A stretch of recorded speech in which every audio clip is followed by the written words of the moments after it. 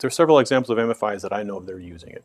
One is Prizma in Bosnia, Herzegovina, where they have built into their computer system a scorecard, poverty scorecard, which they can generate any report in their system with a column that says the poverty score, the average poverty score. And they can therefore see, okay, among our 8 branches, which branch is bringing in the poorest clients? Well, it turned out to be the branch that they thought was the least poor branch. It was the branch in Sarajevo.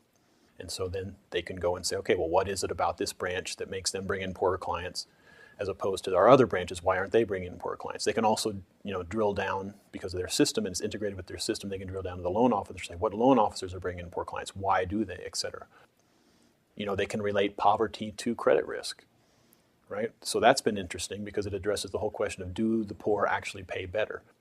And it turns out that in Prizma, the poor do pay better depending on the product, right? So that there's sort of a poor-focused product and a non-poor-focused product. And the poor-focused product, when poor people get it, they tend to have more repayment problems, and vice versa.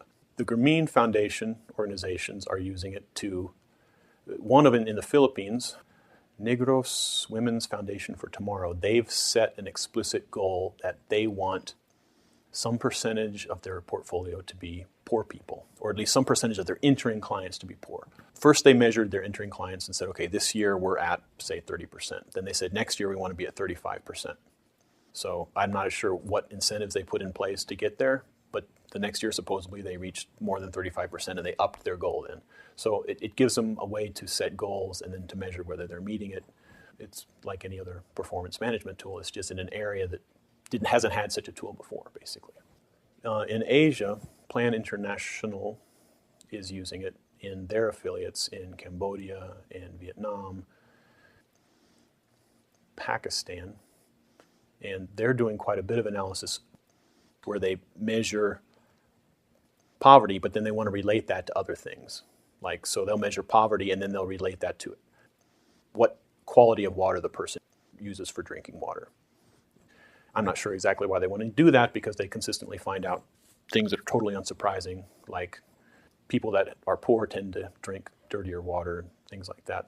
The point is, once you have this number that summarizes socioeconomic status in a single number, and you kind of know what it means and you know how accurate it is, then you can start making decisions on that. To make decisions on that, you have to relate it to something else, either something you measured or something you believe. Well, we believe that we can reach poorer people by opening a branch here. So then you do that.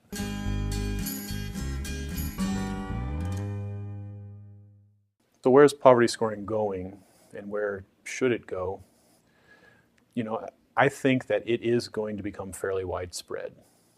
And certainly different networks that have a poverty focus are going to, if not requiring it to use regularly, they're going to use it sort of the same way financial ratings are used now. From time to time, they're going to go and say, where are you at now? Other entities that are really concerned about poverty will make it part of their own internal stuff. Now, it's interesting how few entities are actually doing that aren't forced so far. Should donors require it? I think that if donors say they have a social purpose, then they should measure at least whether they're actually reaching poor people. That only makes sense to me. Will they do that? I don't know. Is it something that CCAP or the mix should require? I don't know that they should require it, because it is a costly thing to do.